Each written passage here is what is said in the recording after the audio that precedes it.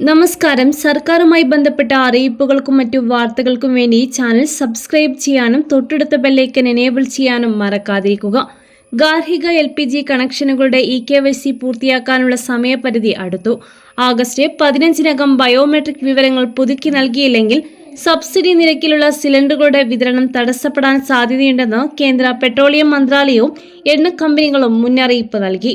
വ്യാജ കണക്ഷനുകളും ഒരേ വ്യക്തിയുടെ പേരിലുള്ള ഒന്നിലധികം ഗ്യാസ് കണക്ഷനുകളും കണ്ടെത്തി ഒഴിവാക്കാനും അർഹരായ ഉപഭോക്താക്കൾക്ക് മാത്രം സബ്സിഡി ആനുകൂല്യങ്ങൾ ഉറപ്പുവരുത്താനുമാണ് പെട്രോളിയം മന്ത്രാലയം ഈ നടപടി ശക്തമാക്കിയത്. നിശ്ചിത സമയപരിധിക്കുള്ളിൽ വെരിഫിക്കേഷൻ പൂർത്തിയാക്കാത്ത ഉപഭോക്താക്കൾക്ക് തുടർന്ന് വാണിജ്യ നിരക്കിൽ സിലിണ്ടറുകൾ വാങ്ങേണ്ടി വന്നേക്കാം. കൂടാതെ പ്രധാനമന്ത്രി ഉജ്ജ്വൽ യോജന ഗുണഭോക്താക്കൾക്ക് ലഭിക്കുന്ന LPG സബ്സിഡിയെയും ഇത് പ്രതികൂലമായി ബാധിച്ചേക്കും. എന്നാൽ നേരത്തെ തന്നെ ബയോമെട്രിക് EKYC പൂർത്തിയാക്കിയിട്ടുള്ള ഉപഭോക്താക്കൾ വീണ്ടും ഈ നടപടിക്രമങ്ങൾ ചെയ്യേണ്ടതില്ല എന്ന് അധികൃതർ വ്യക്തമാക്കിയിട്ടുണ്ട്.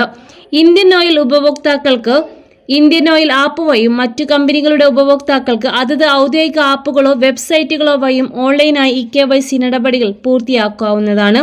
ഇതുകൂടാതെ അടുത്തുള്ള ഗ്യാസ് ഏജൻസി സന്ദർശിച്ചോ വീട്ടിൽ സിലിണ്ടർ എത്തിക്കുന്ന ഡെലിവറി ജീവനക്കാർ വഴിയോ ബയോമെട്രിക് വിവരങ്ങൾ കൈമാറാനും സൗകര്യമുണ്ട്.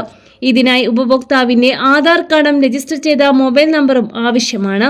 അവസാനത്തെ നിമിഷം തിരക്കൊഴിവാക്കാൻ ഉപഭോക്താക്കൾ എത്രയും വേഗം നടപടികൾ പൂർത്തിയാക്കണമെന്ന് ഏജൻസികൾ അഭ്യർത്ഥിച്ചു.